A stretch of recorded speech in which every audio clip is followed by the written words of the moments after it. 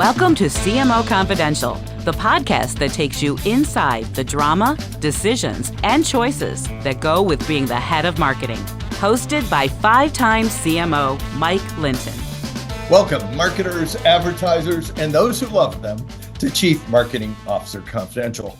CMO Confidential is a program that takes you inside the drama, the decisions, and the politics that go with being the head of marketing at any company in what is one of the most scrutinized jobs in the executive suite. I'm Mike Linton, the former CMO of Best Buy, eBay, Farmers Insurance, and Ancestry.com, here today with my guest, DJ Patil.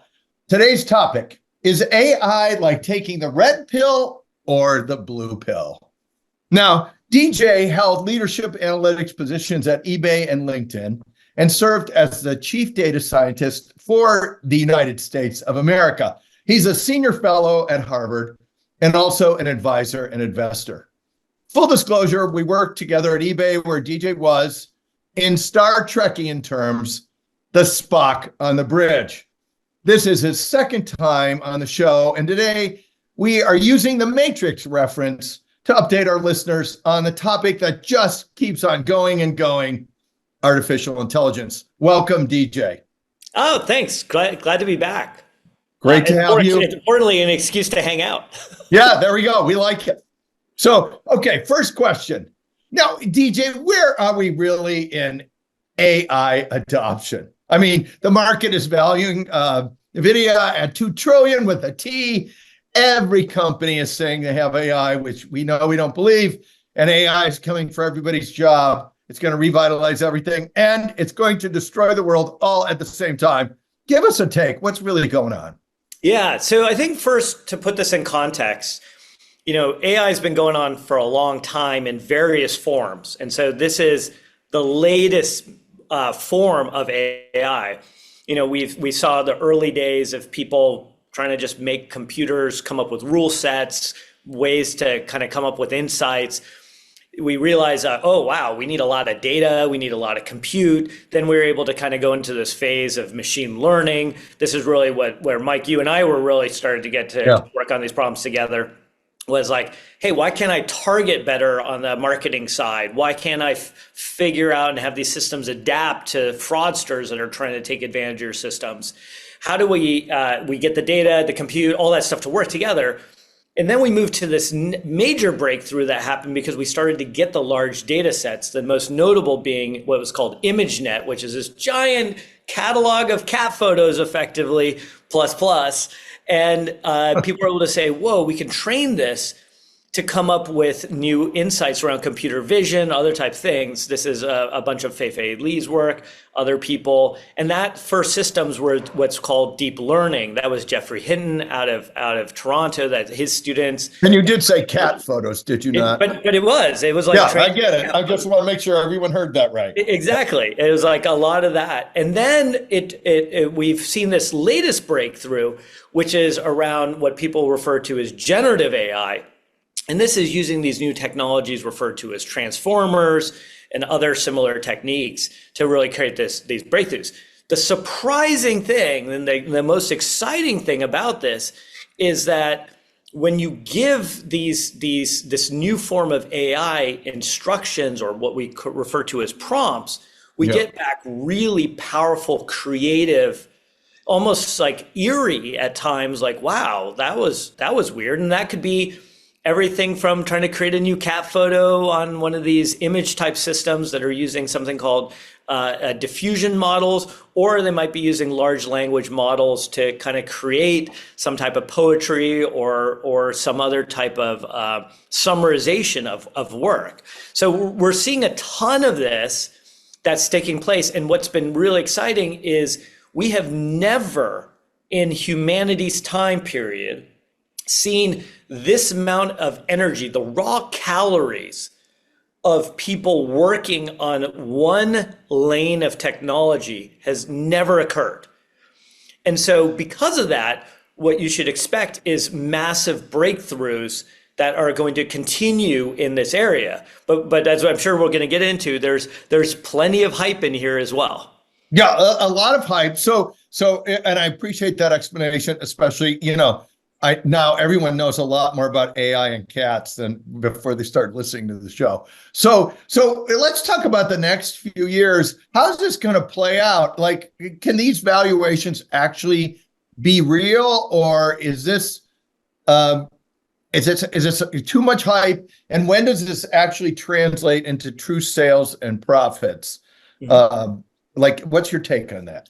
Yeah, so there's a few ways to think about this. The first is, I think the useful thing is to ask, where is AI applicable today? Like, where can you use it today? Where are the limits of it? And so some of the things that it is excellent at doing is summarization. I can take a whole lot of articles, I can take a whole lot of different things, and I can say, explain this to me. Explain it to me like I'm a 5-year-old. Explain it to me like I'm a 13-year-old. Explain it to me if, pick up your favorite criteria here. Yeah. That is awesome. If you want to write a letter of recommendation or a rejection letter, and you just say, hey, look, here's the bullet points. Write me an explanation, or give me that recommendation letter or rejection letter. It's gonna crush that. It does superbly well. Where it starts to really go off the rails is asking it things where you don't fully know what's going on. And this is what's often referred to as hallucinations or other type of issues that start to show up. And so suddenly it's like it's making things up. The famous examples being, people have been using it in to write legal briefs, and then it makes up a whole bunch of cases. I love that it makes up cases. Yeah. Like what you have to remember. Cases were written by cats. Exactly. Well, interestingly enough, the way to think about this technology is what it does is it takes this huge amount of data, and then it kind of stumbles forward. Like if you've ever kind of like caught your toe on like on a tree branch or stubbed it on something, and then you kind of stumble and try to recover. Think of AI like that. It's sort of stumbling forward statistically. It's like next word. And so if it's going on in the wrong direction, or it doesn't know how to look at things holistically. It looks at things very narrow. So this is interesting. We had Tom Goodwin on the show, who's a futurist, and he called the current state of AI the equivalent of having 1 million cocky 16-year-old interns working for you, helpful, but not really responsible enough to be trusted. We've seen the whole Gemini thing. We've seen the Air Canada promotion that was just so wrong. Tell us about that statement about it's not responsible enough to be trusted, and then some of the mistakes we've seen here on both Gemini and Air Canada. So there's a couple dimensions on this, because like one of the things that is there, Eric Brynjolfsson, who's an economist at Stanford, has actually shown this also in call centers, that if you take brand new people to the call center and then you give them an AI assistant, so that's kind of like a co-pilot-esque situation, their performance jumps radically. Because they are learning and being trained at speed. At their own pace too, because it's personalized. It's personalized, and guardrails also. So it's going to prevent you from doing stupid stuff. Also, if you take the most seasoned workers, what it does is it allows them to be more efficient. It gives them a bunch of macros, if you will, to be faster at doing things. So there is a performance lift there, but not as much. And Klarna just released this result about how much they were able to save. I don't remember the exact numbers. And Klarna is a pay over time company, right? Exactly. Yes, it's like you get to distribute your payment structure kind of over a period of time. And but what they were able to do in their call center is they're saving extraordinary amounts of time, because they're able to assist people by getting to the right information. So we are seeing very real material things, not just but those are all repeatable, structured answers versus any blue sky answer, because what you have is you have massive databases there where you also have only so many paths and only so many answers. which would also follow the 1 million cocky 16-year-old interns. They can figure that out. Is that right or not? Well, so here's the way I would think about it. Yeah. The systems, like places where you have stupid, boring, repeatable problems. Yeah. Like where it's just like you're answering something over and over again. It's like, Right. The equivalent of like you go into a conference center, you're like, where's the bathrooms? Like those type of problems are really done well. Think of like where one person takes a piece of paper, hands it to another person, and they just sort of form fill it out, and the forms are just in different spots. It's going to do really well there. Where it doesn't do well is, creative assignments right now. Like where you're like, hey, give me something brand new novel. Like literally create something with narrative. That it doesn't do well at the moment. Now, there is a view and what people call sparks of, generalized artificial intelligence is that it does give sometimes really spectacular, surprising results. And so those things, those insights that come out of this are some of those. So as an example, Reid Hoffman wrote a book called Impromptu jointly with ChatGPT. And it was like, hey, write these things. So you can imagine, like I did this experiment where I took something very complicated and I said, let me pretend I'm going to write an essay or a memo to the president. I gave it a prompt saying, I need to write a 3-page memo for the president explaining healthcare policy in the United States. Explain an issue that is 20% of GDP. Yeah. And so it gave me this answer, and what I was like, oh, this is an interesting starting point. It's missing this and this and this and this. And here's the key thing. Most of the time, we have been trained to think of the world like a query, like Google. If we don't like it, we erase it, and then we start over. In these systems, I say, hey, you forgot about this, and you forgot about this, and you emphasize this too much. Go back and try again. And so it does it again. What it's done now is... And it doesn't even have any hurt feelings when you tell it. Doesn't have any hurt feelings. Yeah. If anything, it's like, it's not grumpy and it's like, I got to work late. Like there's no pizza in the office. Instead, what it does now is it allows me to not be creator.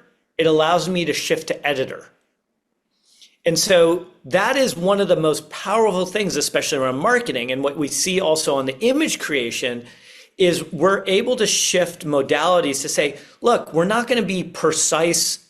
We're not going to nail it. But if you start, I'm not going to be dealing with a blank page. I've got some stuff there, and now I can iterate. And then, but how about like Gemini and then the Air Canada thing, the two massive public mistakes? What happened there? Well, so this is the part, like what's in the data. These are the natural results that are in there. What people are trying to do to prevent these things is there's two things that they're really trying to do right now. One is this thing of how do we, what's called alignment. How do we align the model with our values? And the other is something that's referred to as some people will call it RAG, which is this basically a way, as RAG architecture, which says, hey, I have a bunch of the content already. I'm going to go look internally for those documents and service those. So think of it as a combination of AI plus search. Okay. And what that does is it says, I already have the answers. Let me tee those up together to give you the right thing. The problem that is there is if you open up these systems to everything, you're going to find places where it breaks. And so the question is, how do you put appropriate guardrails on this? And something we haven't talked about. So I'm the co-chair of this task force for the Department of Defense on generative AI, trying to figure out like what we should do here. And some of the things that are really fascinating about this right now is the DoD and the government is actually thinking about this in a really sophisticated way. Because what they're asking is like, hey, it's not one size fits all, but certain problems are really great for AI usage. Other problems, no way. Like we cannot even get like what's an example of a no way that you can tell? Well, so the no ways are making an assessment about something. You might imagine like Right. targeting systems or weapon systems or things where very clearly the Department of Defense policy right now is there has to be a human in the loop. A human has to be in the loop before you let. Autonomous weapon systems is one of the clear examples. Where now most people think about the Department of Defense and they think weapon systems. They forget that some of the biggest problems actually are like, how do we move fuel, water, personnel? Supply chain is a nightmare. It's like supply chain plus 1,000x of what everyone else is dealing with. And so those problems, much of the algorithms for that were designed in the 1960s. And they haven't really, we haven't had major breakthroughs. Now with planning or ideas, you can plan your itinerary for spring break or summer vacation. And my wife even is a heavy user of this, where she's like, look, why should I go to 15 websites that are there in Google or whatever browser you're using, a search engine you're using? She's like, I'm just going to start here and then say, oh, now this is giving me a list that I'm going to use as a jumping off point. Yeah. She's like, hey, look, okay, this is itinerary. No museums, because one kid's like, I don't want to go to any museum.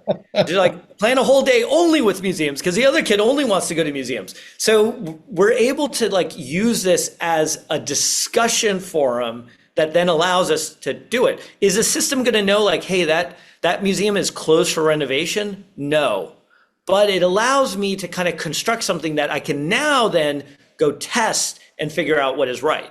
I'm just thinking how great the family dinner conversations are. Is there, and hopefully there's no PowerPoint involved when you're putting these family vacation choices up. So this gets actually, it's funny you say this, because, so to give you a sense, so I'm pretty confident my kids are not going to see this. So here's something that's real that shows how hard this is. So my son just got busted for using ChatGPT in school. So he's using, and the question that was there, which shows how poorly we are ready to handle the situation, was they were like, look, you can't use ChatGPT because we're afraid you're going to, plagiarize. Yeah. And he's like, well, but I used it to brainstorm. And they're like, well, that's using it. And he's like, but what if I just use Google to brainstorm? Yeah, exactly. Why is that allowed? And so really quickly, the 17-year-old blew a hole right through the whole school policy. Because it's kind of the equivalent of that moment in 2005 or pre-2005 where it was is Wikipedia allowed? Or are you only allowed to use Encyclopedia Britannica?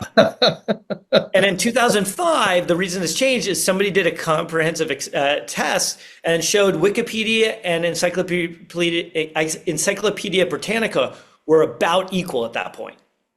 Okay, so while we're on it, because I want to flip this over to marketing in a minute, but how is the government really going to regulate or attempt to regulate this business? And even if they want to, can they really get this genie back in the bottle? And, there's all these predictions. There's a 17% AI is going to destroy the world, which I love that someone is predicting that. But hopefully they didn't use AI to just create that. What'd you say? I said, I hope they didn't use AI to come up with. AI created, there's a 0% chance I'm going to destroy the world. Right. But, okay, how's the government going to handle this? And will they really actually be able to do anything? Yeah, so there's a few movements that are taking place, I think, that everyone listening or watching should pay attention to. First, at the large scale, we have the nation state scale. We've got a bunch of moving paths. The EU is doing one lane of work. We have the US doing another lane of work, and other countries are trying to think about what's going on. And I'll get back to that in a second. The second layer is you have a whole bunch of states that are talking about regulation. So you have Texas that's doing some stuff. California's got a bunch of proposals on the table. And so we could have even more fragmentation here across the board. And then third is we have to remember that this is an incredibly tough area of national security. So it's kind of like the best version is your best defense is offense. Right. And so how do you kind of sprint forward? Because you've got all sorts of kind of national interests at stake. At the federal level, there's kind of two dimensions. The US federal level, there's two dimensions. One is the president has signed executive orders that kind of say how should regulation, like how should the federal government without legislation actually do things? And that is that's starting to shift and bend the arc to saying, look, we need to think about trust. We need to think about alignment. How do we actually have verification systems? All a bunch of really good stuff in there. Congress is a little bit stuck and trying to figure out what to do. And we need to be very careful with that, because if you over-regulate, you've taken away your ability to you go on defense, and you're you on get defense by all the other countries that don't take their foot off the offensive gas. Exactly. Well, this is what's happened with GDPR in Europe, is that you can't actually, a bunch of European countries have basically taken themselves out of the game in AI because you can't use the data effectively. So we have that problem. So it's very fast changing. It's evolving very quickly. And the other thing is the technology is really focused at today's version of AI. And I can't tell you what the next breakthrough is. Most of us at when the transformer, this version of what you see as large language models came up, when that first paper showed up, I think most of us were like, okay. And then when we started to realize, like, whoa, those are surprising results. What is going on? And then, we're just a little over a year ago since ChatGPT, really went open and wide, and everyone was like, what? I can do those things? And similarly, we continue to be surprised at some of the special results. And I'll tell you, like, one of the ones that's there, healthcare. Like, are we ready to do clinical stuff with AI? Where it's actually taking care of you? Not in my opinion, not from the people I talk to or work with. But what we are seeing is a large number of patients who are using AI to actually get insights about what they've been diagnosed with. So they're conversing with it, they're getting value. We are seeing physicians who are asking, how can I break this message or explain this complicated issue in a more emotionally a better way, a little warmer, right? Rather than just like, here's the science. And so that is telling us, that gives you an indication of some of the value areas that we see, while we also have to make sure that it's safeguarded, because we don't want this hallucination type aspect happening in a clinical setting. No, it'd be awful. All right, let's write marketers into the story. Is AI here to take your job or improve it? And how do you keep the Terminator from taking your job? I'm just writing all kinds of science fiction movies. No, it's a question of the day. So here's the number one advice I have for anybody out there right now. If you're not like playing with these systems, you're going to miss out. The equivalent here is like, hey, look, the mobile phone showed up and you're going to ignore it? Like when the iPhone showed up and you weren't going to be on the BlackBerry, like you were staying on their BlackBerry, you were missing out. Like you had to have your BlackBerry, your iPhone, your Palm Pilot. You had to start playing to get a sense of where things are going. And same that we saw with the sort of different versions of the web, going from Web 1.0 to social media to like this new form. Like you have to be playing with it. Two is learning, like, how does these technologies, how can they benefit you as you go forward? Like, where are the limits of this? Like, so for example, image generation. Is that good for you in your world? Is it bad for you? What about some of these video elements? Just playing and create, you have to carve out space and time to do this. And this is, we talked about this a little bit on some earlier shows. It's also, don't delegate this to a person. That's right. Like everyone should be playing. But when you are looking at this. Mike, let me pause because you said that's so important. This is so important. If you delegate this is that moment in mobile when it's like, well, I have my mobile guy. Yeah. And then everyone who wasn't the mobile guy is out of a job. Like you have to be the mobile guy. You have to be the AI person. You have to lead from the front by playing with these things. Like to your point at the beginning, if you're not taking the red pill now, there we go. With this amount of technology and seminal shift happening, you're going to get passed over. Yeah. I think that's really good. And I think the other thing is, if you delegate this to a person or even a small group of people, the rest of the people won't keep up and they won't put it into the company. It will always be viewed as a special thing. So I think that's really important. When you are looking around though, and you're looking at marketing applications like actually out there and looking at, we had a whole show on vendor management and vendor management of AI. Any best practices you can share with our listeners? So the biggest one right now is, honestly, don't get locked into any vendor specific thing. It's too early. Like, this is an area where you've got to have flexibility. Any tooling or product area that sort of locks you in and prevents you from migrating, like, what's the migration cost is a primary thing I ask. Because a lot of this technology, a bunch of the early forms of this are likely to get integrated into other things, or they are going to become commodities.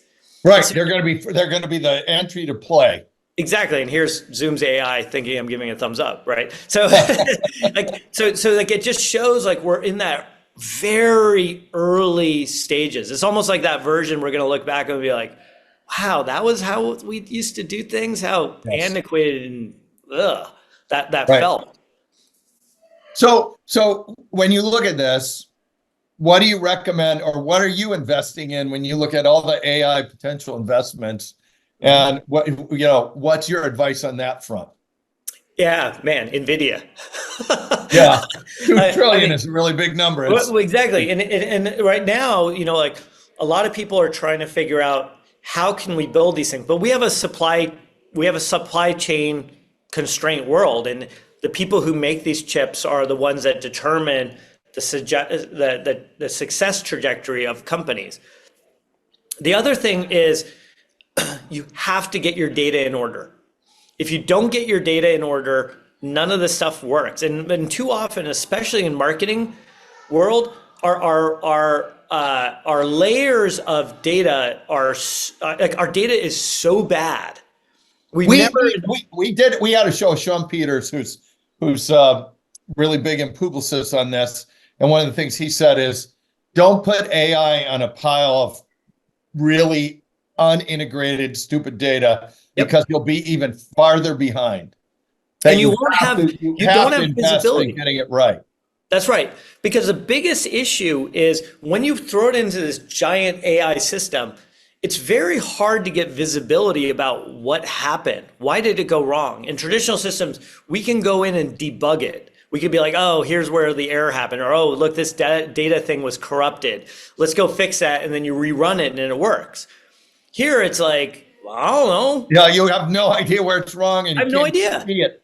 It's exactly like the plumbing puts something out in your tub and you can't see any of the piping. That's right. So your fidelity of data, if you have a bunch of data that's really high fidelity here and really crappy over here, is it going to be biased to this portion of the data set? Absolutely.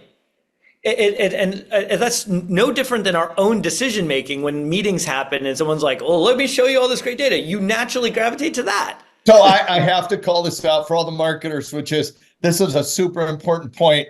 If you don't really have a good data infrastructure and platform, if you stick AI on top of this, it's going to be such a big problem. That's right. And most marketers, like, let's be honest, most of the IT systems that have been built, the technology that's been built for marketing, is to get around the more traditional infrastructure that we have.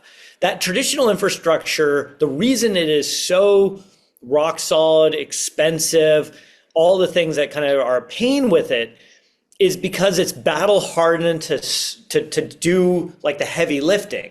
Right. To allow you to close the books every month and to do all this.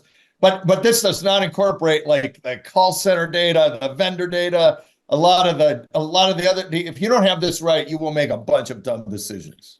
Exactly. Like, it's very easy for things to go off the rails here if you're not careful.